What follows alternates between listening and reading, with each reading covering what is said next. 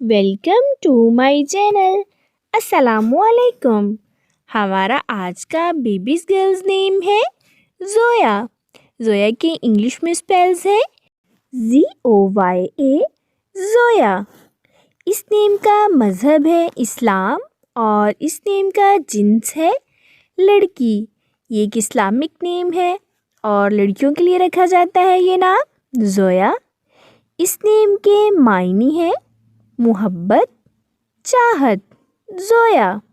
اس نیم کے حروف کی بات کریں تو اردو میں 4 حروف کے ساتھ ایک لفظ بنتا ہے اور انگلش میں اس کے 4 لیٹرز 1 ورڈ زویا. اس نیم کی تفصیل ہے زویا فاطمہ، زویا زینب. اس طرح سے ہم یہ نام رکھ سکتے ہیں. آپ بھی اپنے نام کا معنی جاننے کے لیے کمنٹس میں اپنا نام لکھیں اور معنی جانیے. اینڈ اپنے نام کی اسپیشل ویڈیو بنوانے کے لیے بھی آپ میرے کمنٹ باکس میں اپنا نام کمنٹ کر سکتے ہیں.